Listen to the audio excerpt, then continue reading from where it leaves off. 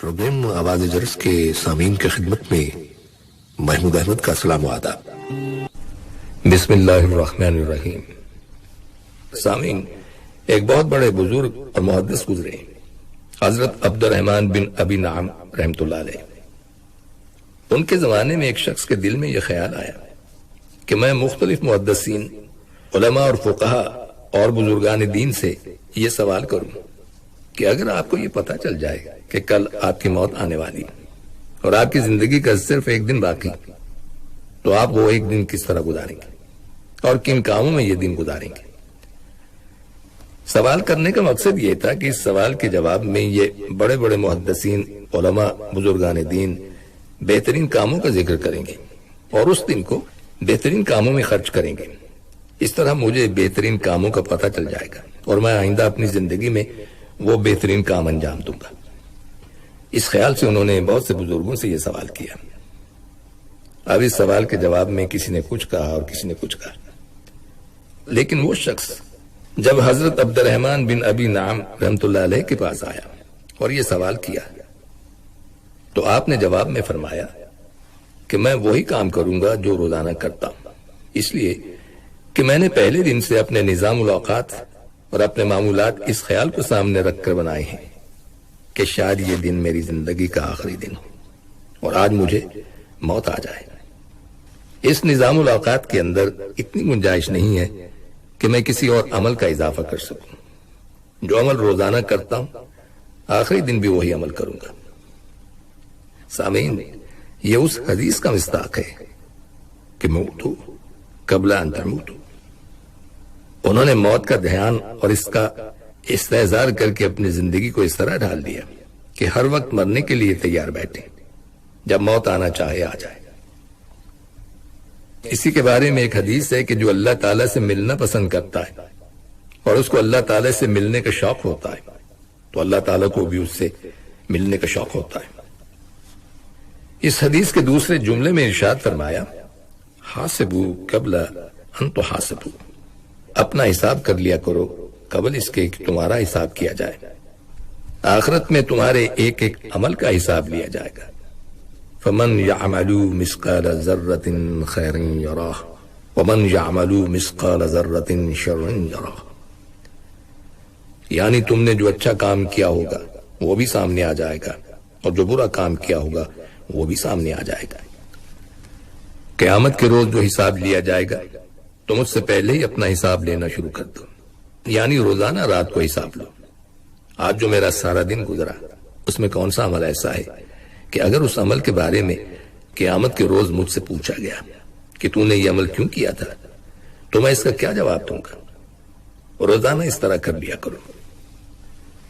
इमाम गजाली रहमतुल्लाह अलैह ने इस्लाह का एक अजीबोगरीब तरीका तजवीज फरमाया।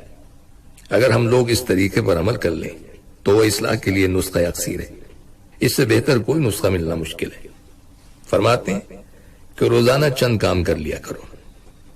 पहला काम यह है कि जब तुम सुबह को बेदार हो तो अपने नफ्स से एक मुआहिदा कर लिया करो कि आज के दिन मैं सुबह से लेकर रात को सोने तक कोई गुनाह नहीं करूंगा और मेरे जिम्मे जितने फराइज व वाजिबात और सुन्नतें हैं उनको बजा लाऊंगा, और जो मेरे जिम्मे हुकूक अल्लाह और हुकूक इबाद हैं उनको पूरे तरीके से अदा करूंगा। अगर गलती से इस मुआहिदे के खिलाफ कोई अमल हुआ तो ए नफ्स, उस अमल पर तुझे सजा दूंगा। ये मुआहिदा एक काम हुआ जिसका नाम मशारता यानी आपस में शर्त लगाना। एक बुजुर्ग हजरत इमाम गजाली रहमतुल्लाह अलैह की इस पहली बात पर थोड़ा सा इजाफा करते हुए फरमाते हैं कि ये मुआहिदा करने के लिए अल्लाह ताला से कहिए कि या अल्लाह, मैंने ये मुआहिदा कर लिया है कि आज के दिन गुनाह नहीं करूंगा और फराइज व वाजिबात सब अदा करूंगा, शरीयत के मुताबिक चलूंगा, हुकूक अल्लाह और हुकूक इबाद की पाबंदी करूंगा, लेकिन या अल्लाह, आपकी तौफीक के बगैर मैं इस मुआहिदे पर कायम नहीं रह सकता। इसलिए जब मैंने ये मुआहिदा कर लिया है तो आप मेरे इस मुआहिदे की लाज रखिए और मुझे ऐद शिकनी से बचा लीजिए और मुझे इस मुआहिदे पर पूरी तरह अमल करने की तौफीक अता फरमा दीजिए। दुआ करने के बाद जिंदगी के कारोबार के लिए निकल जाइए اگر ملازمت کرتے ہیں تو ملازمت پر چلے جائیے، اگر تجارت کرتے ہیں تو تجارت کے لیے نکل جائیے، اگر دکان پر بیٹھتے ہیں تو وہاں چلے جائیے۔ وہاں جا کر یہ کیجیے کہ ہر کام شروع کرنے سے پہلے ذرا سوچ لیجیے کہ یہ کام میرے اس معاہدے کے خلاف تو نہیں ہے، یہ لفظ جو زبان سے نکال رہا ہوں یہ اس معاہدے کے خلاف تو نہیں ہے۔ اگر خلاف نظر آئے تو اس سے بچنے کی کوشش کیجیے۔ اس کو مراقبہ کہا جاتا ہے، یہ اس معاہدے کا دوسرا کام ہے۔ تیسرا کام رات کو سونے سے پہلے جو کرنا ہے وہ ہے محاسبہ۔ اپنے نفس سے کہیے کہ تم نے صبح یہ معاہدہ کیا تھا کہ کوئی گناہ کا کام نہیں کروں گا اور ہر کام شریعت کے مطابق کروں گا، تمام حقوق اللہ اور حقوق العباد کی ادائیگی کروں گا۔ اب بتائیے کہ آپ نے کون سا کام اس معاہدے کے مطابق کیا اور کون سا کام اس معاہدے کے خلاف کیا۔ اس طرح اپنے پورے دن کے تمام اعمال کا جائزہ لیجیے۔ صبح جب میں گھر سے باہر نکلا تھا تو فلاں آدمی سے کیا بات کہی تھی، جب میں ملازمت پر گیا تو وہاں اپنے فرائض میں نے کس طرح ادا کیے، تجارت میں نے کس طرح کی، حلال انداز سے کی یا حرام انداز سے کی، اور جتنے لوگوں سے ملاقات کی ان کے حقوق کس طرح ادا کیے، بیوی بچوں کے حقوق کس طرح ادا کیے۔ ان سب معاملات کا جائزہ لیجیے، اس کا نام محاسبہ ہے۔ اس محاسبے کے نتیجے میں اگر یہ بات سامنے آئے کہ آپ نے صبح جو معاہدہ کیا تھا اس میں کامیاب ہو گئے تو اس پر اللہ کا شکر ادا کیجیے کہ یا اللہ تیرا شکر ہے کہ تو نے اس معاہدے پر قائم رہنے کی توفیق عطا فرمائی۔ اس شکر کا نتیجہ وہ ہوا جس کا اللہ تعالیٰ نے وعدہ فرمایا ہے کہ اگر تم نعمت پر شکر ادا کرو گے تو اللہ تعالیٰ وہ نعمت اور زیادہ دیں گے۔ لہٰذا جب تم نے اس معاہدے پر قائم رہنے کی نعمت پر شکر ادا کیا تو آئندہ اس نعمت میں اور اضافہ ہوگا اور اس پر ثواب ملے گا۔ اور اگر محاسبے کے نتیجے میں یہ بات سامنے آئے کہ فلاں موقع پر اس معاہدے کی خلاف ورزی ہو گئی، فلاں موقع پر بھٹک گیا اور پھسل گیا اور اپنے اس عہد پر قائم نہ رہ سکا، تو اس وقت فوراً توبہ کیجیے اور یہ کہیے کہ یا اللہ میں نے یہ معاہدہ تو کیا تھا لیکن نفس اور شیطان کے جال میں آ کر میں اس معاہدے پر قائم نہیں رہ سکا۔ یا اللہ میں آپ سے معافی مانگتا ہوں اور توبہ کرتا ہوں، آپ مجھے معاف فرما دیجیے۔ توبہ کرنے کے ساتھ اپنے نفس کو کچھ سزا بھی دیں اور اپنے نفس سے کہیں کہ تم نے اس معاہدے کی خلاف ورزی کی ہے، لہٰذا تمہیں 8 رکعت نفل پڑھنے ہوں گے۔ لہٰذا رات کو اپنے نفس سے کہیے کہ تم نے اپنی راحت اور آرام کی خاطر اور تھوڑی سی لذت حاصل کرنے کی خاطر مجھے عہد شکنی کے اندر مبتلا کیا، اس لیے اب تمہیں تھوڑی سزا ملنی چاہیے۔ لہٰذا تمہاری سزا یہ ہے کہ اب سونے سے پہلے 8 رکعت نفل ادا کرو، اس کے بعد سونے کے لیے بستر پر جائیے۔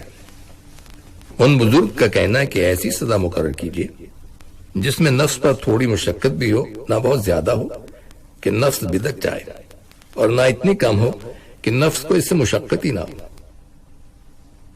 بہرحال اگر نفس کی اصلاح کرنی ہے تو تھوڑے بہت ہاتھ پاؤں ہلانے پڑیں گے، کچھ نہ کچھ مشقت برداشت کرنی پڑے گی، کچھ نہ کچھ ہمت تو کرنی ہوگی، اور اس کے لیے عزم اور ارادہ کرنا ہوگا۔ ویسے ہی بیٹھے بیٹھے تو نفس کی اصلاح نہیں ہو جائے گی۔ لہٰذا یہ طے کر لیجئے کہ جب کبھی نفس غلط راستے پر جائے گا تو اس وقت 8 رکعت نفل ضرور پڑھوں گا۔ جب نفس کو پتا چلے گا کہ یہ 8 رکعت پڑھنے کی ایک نئی شرط کھڑی ہو گئی ہے تو آئندہ کل کو وہ نفس آپ کو گناہ سے بچانے کی کوشش کرے گا تاکہ اس 8 رکعت نفل سے جان چھوٹ جائے۔ اس طرح وہ نفس آہستہ آہستہ انشاءاللہ سیدھے راستے پر آ جائے گا۔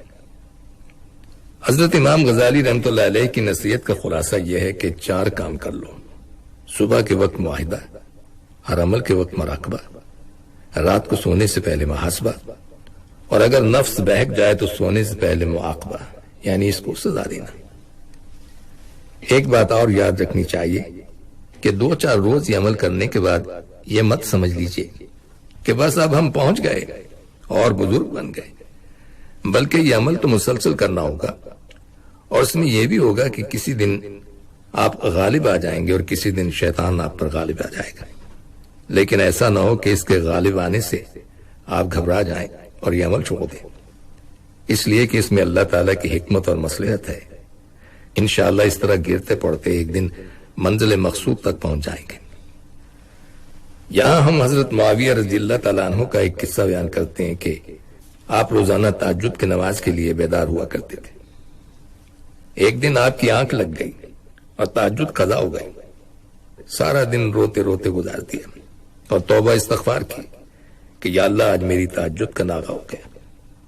اگلی رات جب سوئے تو تہجد کے وقت ایک شخص آیا اور اس نے آپ کو تہجد کے لیے بیدار کیا۔ آپ نے بیدار ہو کر دیکھا کہ یہ بیدار کرنے والا کوئی اجنبی معلوم ہوتا ہے۔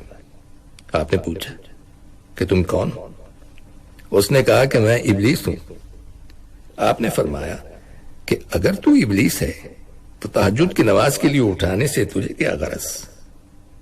وہ شیطان کہنے لگا بس اٹھ جائیے اور تہجد پڑھ لیجیے۔ حضرت معاویہ نے فرمایا کہ تم تو تہجد سے روکنے والے ہو، تم اٹھانے والے کیسے بن گئے؟ شیطان نے جواب دیا کہ بات دراصل یہ ہے کہ گزشتہ رات میں نے آپ کو تہجد کے وقت سلا دیا اور آپ کی تہجد کا ناغہ کرا دیا، لیکن سارا دن آپ تہجد چھوٹنے پر روتے رہے اور استغفار کرتے رہے، جس کے نتیجے میں آپ کا درجہ اتنا بلند ہو گیا کہ تہجد پڑھنے سے بھی اتنا بلند نہ ہوتا۔ اس سے اچھا تو یہ تھا کہ آپ تہجد ہی پڑھ لیتے۔ اس لیے آج میں خود آپ کو تہجد کے لیے اٹھانے کے لیے آیا ہوں تاکہ آپ کا درجہ مزید بلند نہ ہو جائے۔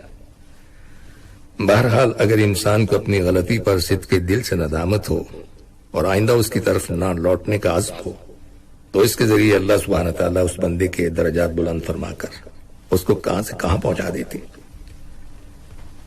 ایک بزرگ فرمایا کرتے تھے کہ جب کوئی بندہ غلطی کے بعد اللہ تعالیٰ کی جانب رجوع کرتا ہے اور معافی مانگتا ہے تو اللہ تعالیٰ اس بندے سے فرماتے ہیں کہ تجھ سے جو یہ غلطی ہوئی، اس غلطی نے تمہیں ہماری ستاری، ہماری غفاری اور ہماری رحمت کا قائل بنا دیا، اور یہ غلطی بھی تمہارے حق میں فائدہ مند بن گئی۔ حدیث شریف میں آتا ہے کہ جب عید الفطر کا دن آتا ہے تو اللہ تعالیٰ اپنی عزت اور جلال کی قسم کھا کر فرشتوں سے فرماتے ہیں کہ آج یہ لوگ یہاں جمع ہو کر فریضہ ادا کر رہے ہیں اور مجھے پکار رہے ہیں، مجھ سے مغفرت طلب کر رہے ہیں اور اپنے مقاصد مانگ رہے ہیں۔ میری عزت اور میرے جلال کی قسم، میں ضرور آج ان کی دعائیں قبول کروں گا اور ان کی برائیوں کو بھی حسنات اور نیکیوں میں تبدیل کر دوں گا۔ اب یہاں یہ سوال پیدا ہوتا ہے کہ یہ گناہ اور یہ برائیاں کس طرح نیکیوں میں تبدیل ہو جائیں گی؟ اس کا جواب یہ ہے کہ جب انسان سے غفلت اور نادانی سے کوئی گناہ سرزد ہو گیا اور اس کے بعد وہ ندامت اور افسوس کے ساتھ اللہ تعالیٰ کی جانب رجوع کرتا ہے اور اللہ تعالیٰ کو پکارتا ہے کہ یا اللہ غفلت اور نادانی سے یہ گناہ ہو گیا، معاف فرما دیجیے، تو اللہ تعالیٰ اس کی ندامت کی وجہ سے نہ صرف یہ کہ گناہ معاف فرما دیتے ہیں بلکہ اس کی بدولت اس کے درجات بھی بلند فرما دیتے ہیں، اور اس طرح وہ گناہ بھی درجات کی بلندی کا سبب بن جاتا ہے اور اس کے حق میں خیر بن جاتا ہے۔ اور اللہ تعالیٰ نے کوئی چیز حکمت سے خالی پیدا نہیں کی ہے، لہذا گناہ کے پیدا کرنے میں بھی حکمت اور مصلحت ہے۔